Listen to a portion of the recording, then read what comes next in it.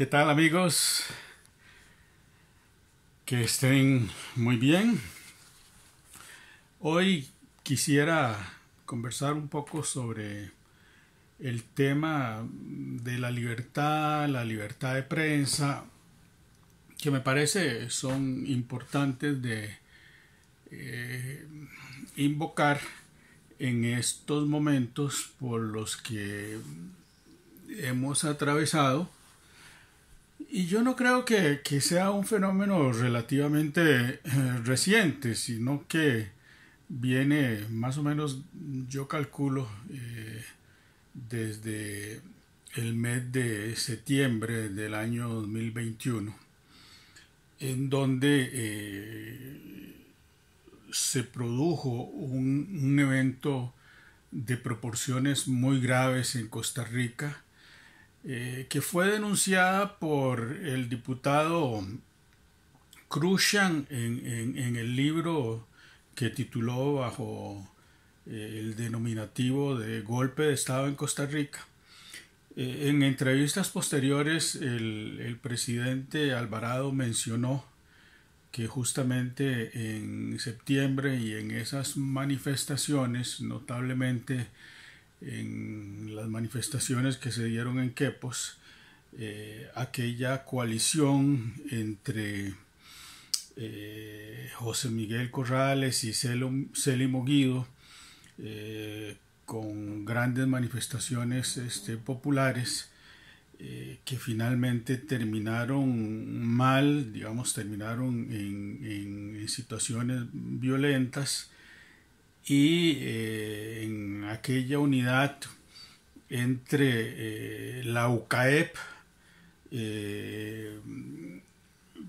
grupos sindicales, muy contradictorio eso, y huelgas, diferentes movimientos sindicales que tuvieron al país en vilo, y que sobre eso hay un libro que deberíamos revisar, porque el libro se publicó y no mereció el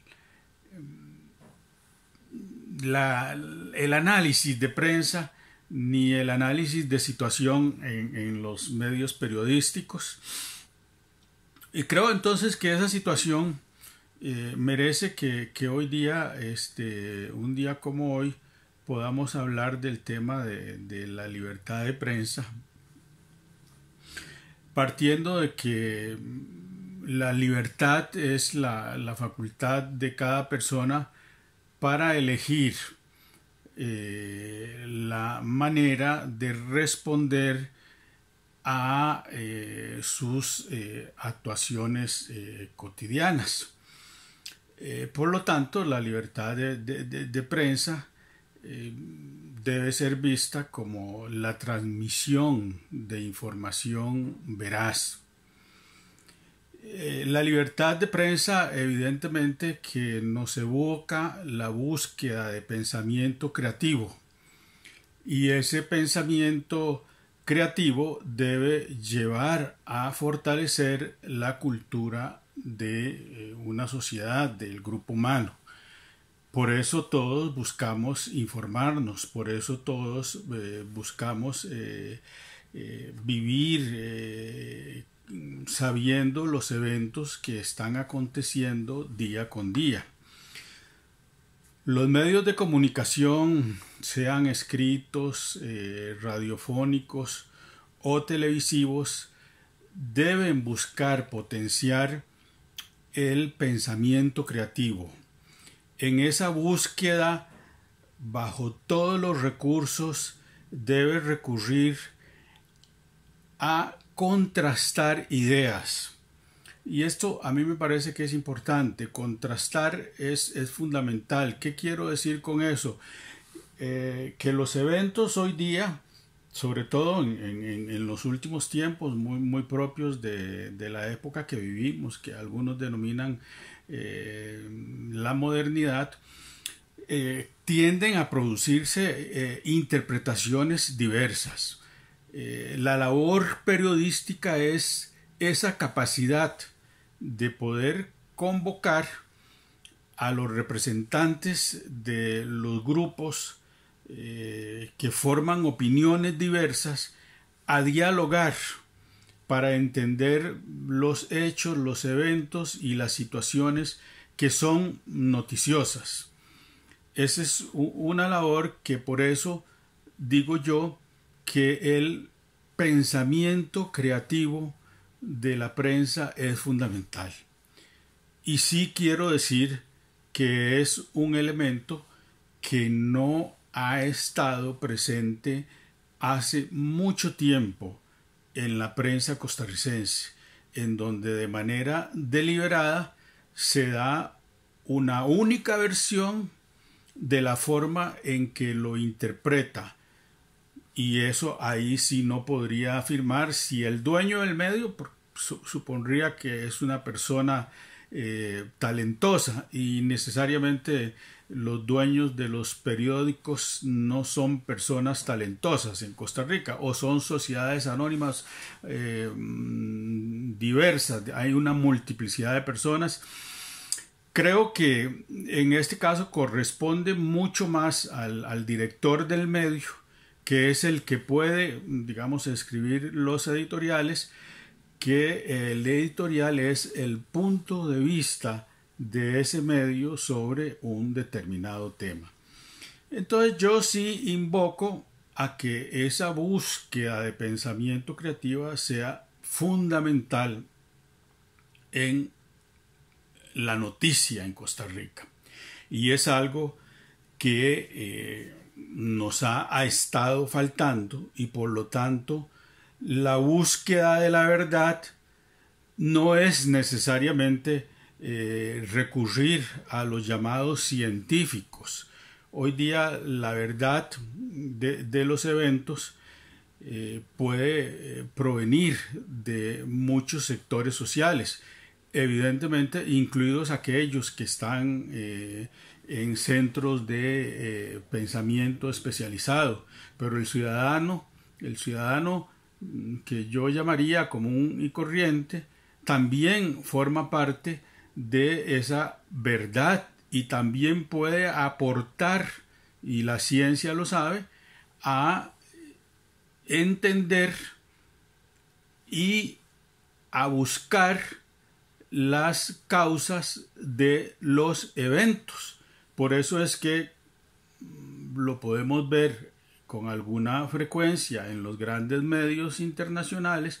Se entrevista a los ciudadanos, o por ejemplo cuando hacemos una encuesta de opinión, ¿verdad? O cuando hacemos una encuesta electoral, le preguntamos al ciudadano.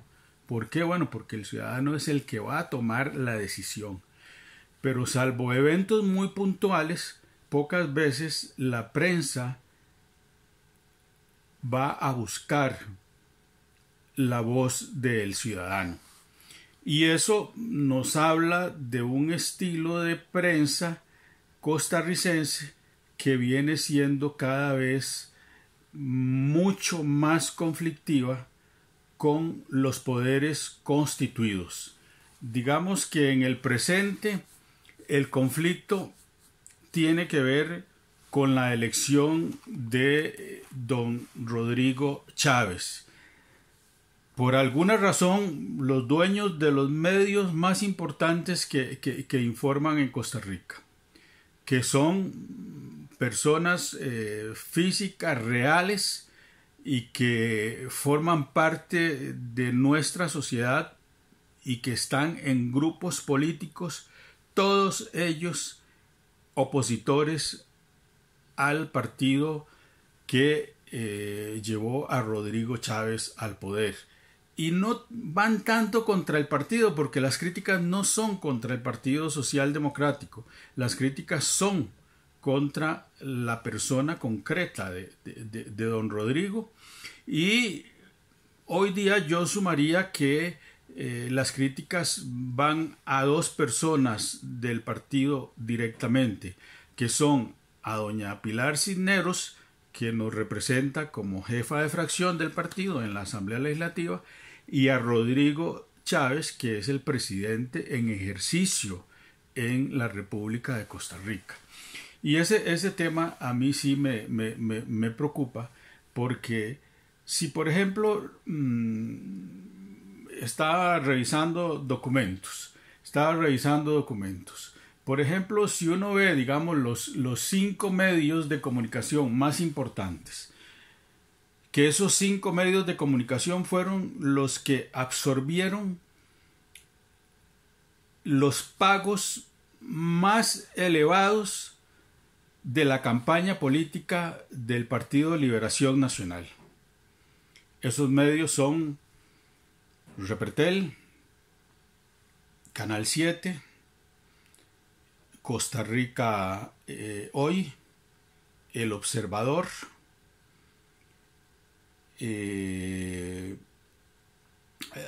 mucho menos, hay otros medios más pequeños que igual recibieron pagos por publicidad.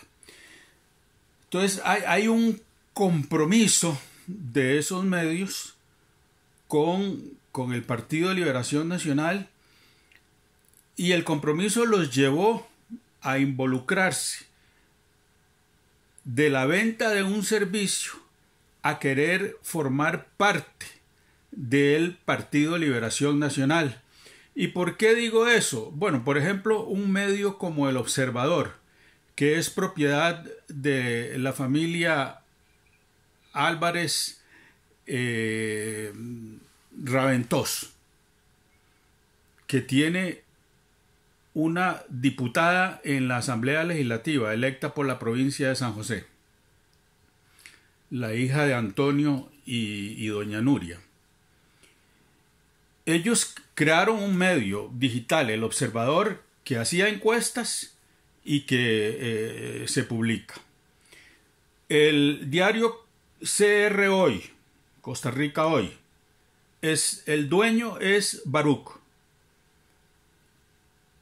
Este señor quiso que una de sus familiares, hijas también, se involucrara en la política, y que si ganaba José María Figueres, figurara dentro de la lista de las personas ministrables. Así no es y así no debe ser la vida política de un país. Por ejemplo, en lo que va de esta primera semana, las informaciones han sido concentradas en un tema claro que ellos han denominado los errores de comunicación de la administración Chávez Robles, que ven ellos como un error. Primero lo achacaron a que el decreto no se publicara, se firmó el domingo y que no se publicara el lunes. El lunes se supo que no se pudo publicar porque había un problema en la confección de ese documento, que había consistido en un error en la escritura del nombre Chávez, que se puso con Z y no con S. Entonces, sobre eso hicieron, digamos, un burumbum. Se publica los decretos, se publican los 3 decretos, y entonces hay una toma de posición frontal contra la administración, y esa toma de posición los ha llevado a pautar por más de 103 veces entrevistas que aplicaron a algunos especialistas que notablemente Canal 6 y Canal 7 entrevistan con con frecuencia. El doctor Evans de la Universidad Hispanoamericana, un hombre de edad madura ya, por cierto, en una de sus intervenciones se nota que evidentemente la información no la producen ellos. Mucha de la información del COVID la procesa Inciensa, que es una institución que está ligada al sistema de salud costarricense. Y entonces eso nos demuestra que el conocimiento está dentro del sector gubernamental de la política sanitaria de Costa Rica. Y de ahí, de buena fe, se entrega, digamos, esos documentos se entregan a los especialistas y los especialistas los interpretan de la manera que se acomoda mejor para ellos. Por ejemplo, no se nos ha dicho, yo sí se los mencioné a ustedes, internacionalmente cuáles son los países que han decidido que el uso de la mascarilla no sea obligatoria, que sea una decisión. Y cuando decimos obligatoria, y sí se los puedo decir porque tengo familia, digamos, que vive en Francia y que me informan. Por ejemplo, en los países donde hay ejército, se ha aplicado el estado de queda, es decir, a cierta hora, creo que lo más tarde a las 9 de la noche, la gente tiene que estar en sus casas, y si va de camino a su casa y es sorprendido por las fuerzas policiales o militares y no porta la mascarilla, es una multa. En Costa Rica no se establecieron multas y se dijeron horas a partir de las cuales se hacía control policial sobre los vehículos, pero en general se aplicaba la multa al vehículo y no a la persona. Evidentemente que indirectamente sabemos que es a la persona, pero las multas no correspondían a los montos, por ejemplo, que se cobraban en Europa. Las multas aquí eran, si bien es alto para los ingresos nuestros, en Europa era muchísimo más elevado. De manera tal que nunca se nos dio un cuadro comparativo de sociedades, por ejemplo, solo tal vez al principio se habló de los países nórdicos que partieron de otra concepción válida en ciencia, digamos, para tratar de protegerse del COVID, que era la no protección, que era esperar que el cuerpo produjese la inmunidad. Pero en Costa Rica no. En Costa Rica, por ejemplo, se buscó ridiculizar, digamos, los países de América Latina que no aplicaron otras políticas sanitarias, porque existen otras políticas sanitarias. Y eso también tenemos que saberlo. Es parte de esa veracidad que no se nos puede negar, que hay otras formas de enfocar, que incluso no tiene que ver con el tipo de gobierno. Eso es distinto.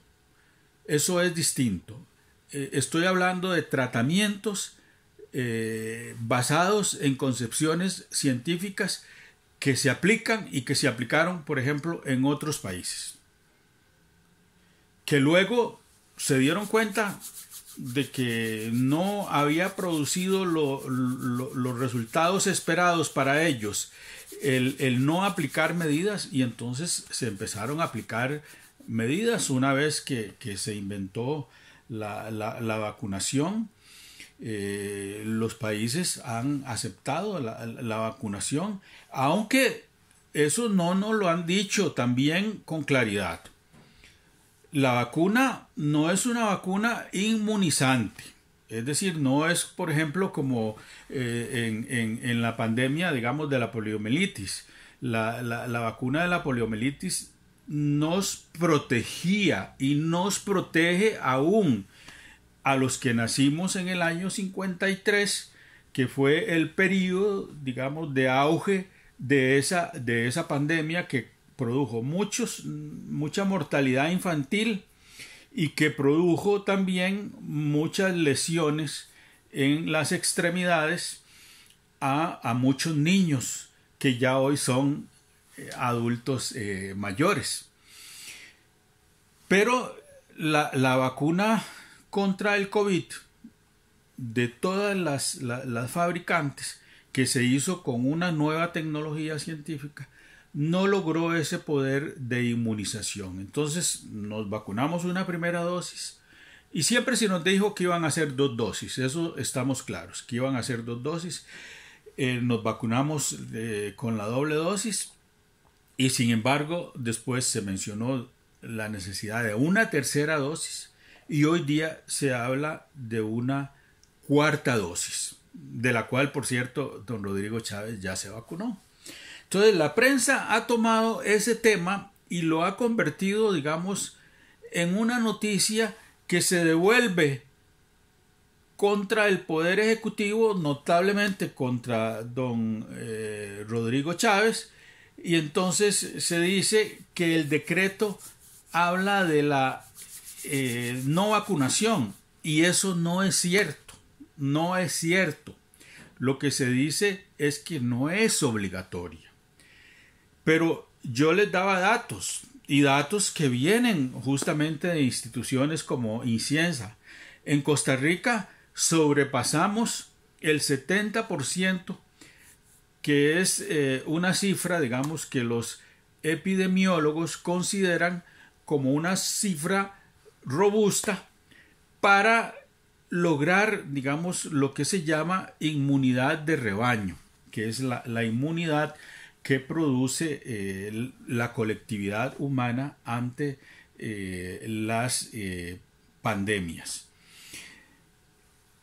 Y entonces los periodistas de repente han asumido el rol de los científicos y son ellos los que nos comunican el estado de la evolución del COVID-19, del SARS-CoV-2, ¿verdad? Y eso ha terminado en un gran conflicto.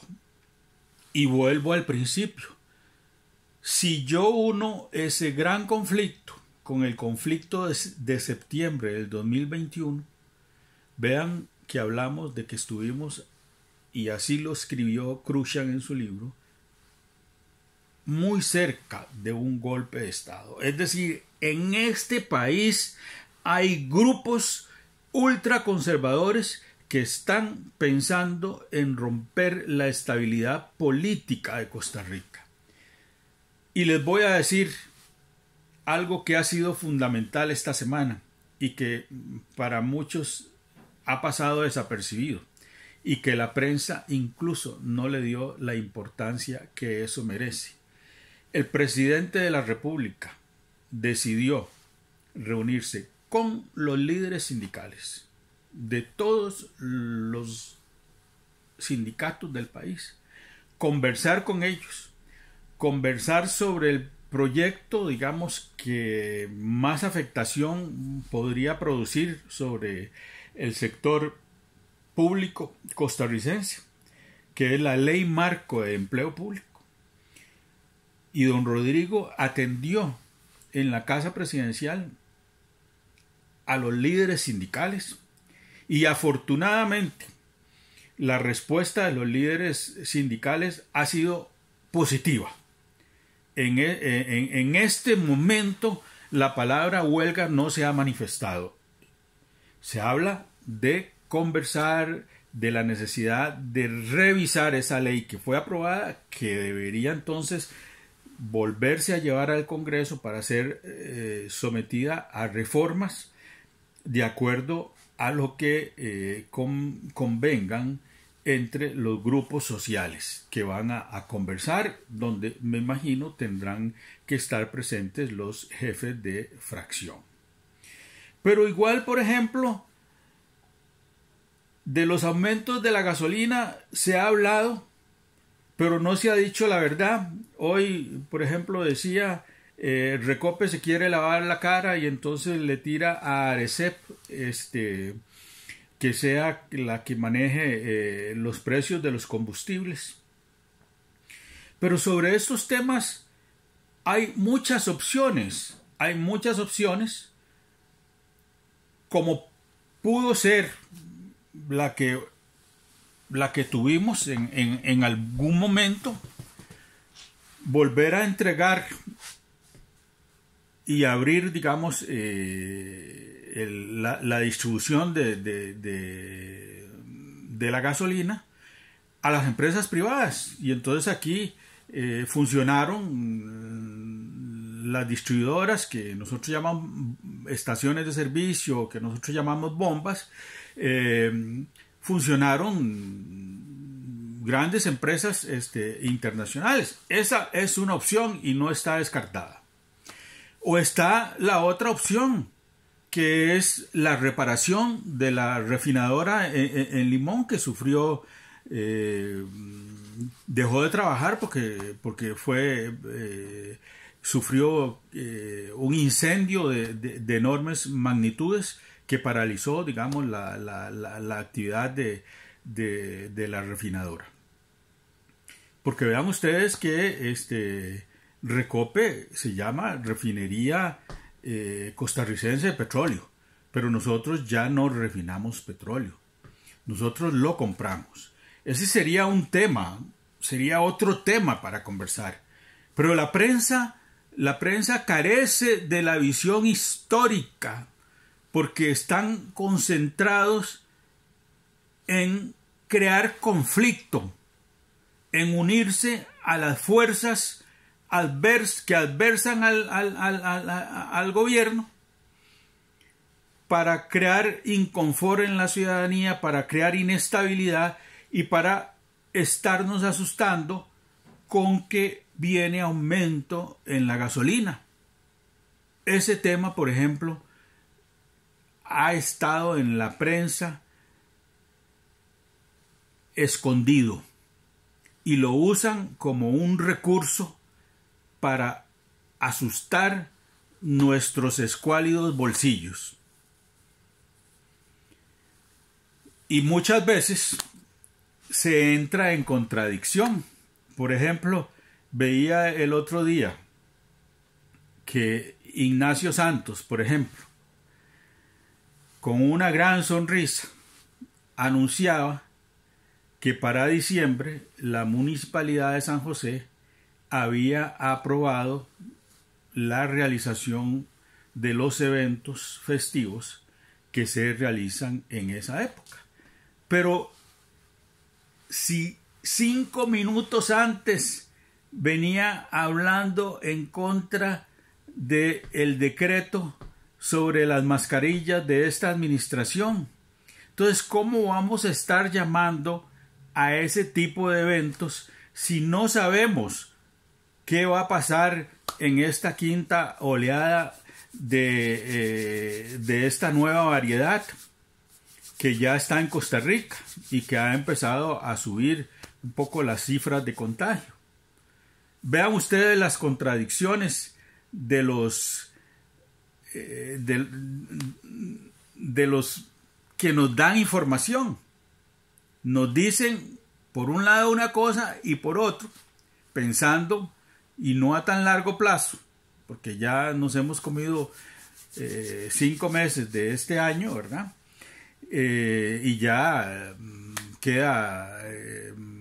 no queda tanto, no está tan distante el diciembre, ¿verdad? Y entonces la Municipalidad de San José anuncia eso, pero tampoco denunciaron cuando hace 15 días se dieron los eventos en Pedregal, multitudes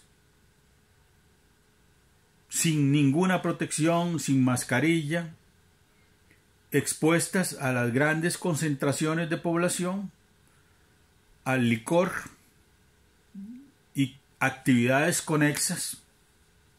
Entonces, para eso la prensa guarda silencio. En realidad, a lo que quería llegar es que nosotros debemos exigirle a la prensa que juegue limpio, que nos dé esas noticias que nos permitan realmente.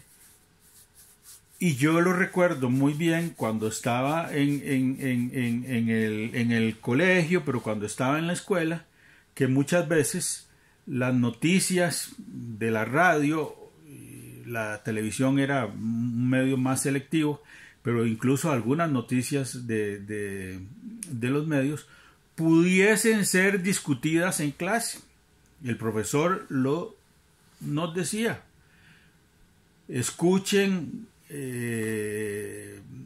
esta semana tal radioemisora y vamos a hacer un análisis de la información. Poco para tener sentido de los eventos que marcan, digamos, las semanas. De manera tal que en Costa Rica hemos perdido la dirección de la libertad de prensa. Y como yo lo decía, y esto me sirve para fundamentar todo lo que he expuesto sobre el tema de los medios de prensa, es que hay un libertinaje. Pero detrás de ese libertinaje hay algo peor, que es la invocación de la organización de los grupos más conservadores para boicotear las actividades gubernamentales. Y cuidado que detrás de ese boicot no pudieran venirse, como ya nos encontramos el año pasado, con grupos armados preparándose en zonas montañosas para un golpe de Estado. Es un tema que no debemos perder de vista. Aquí hay grupos, y siempre los ha habido, que quieren romper el estilo de vida democrático en que somos conocidos en el mundo. Sí, hay esos grupos, y lamentablemente hoy día la prensa está colaborando para fortalecer esa concepción de lo que es la sociedad costarricense. Nos están alimentando que esta sociedad se ha vuelto insostenible y que el voto ya no es la solución. Cuando Ignacio Santos le dijo al señor presidente que a él lo había elegido solo un 30%, le está diciendo que él representa una minoría. Pero si esos datos son ciertos, lo cierto es que ese 30% del total de electores decidimos por Rodrigo Chávez y no por José María Figueres como ellos lo querían. Y entonces, independientemente de lo que signifique ese porcentaje, tenemos que aceptar que nuestro presidente electo por los medios democráticos es Rodrigo Chávez y fortalecer el gobierno para que logre salir adelante y para que nos logre sacar de esta crisis económica. Que tengan ustedes muy buenas noches. Muchas gracias.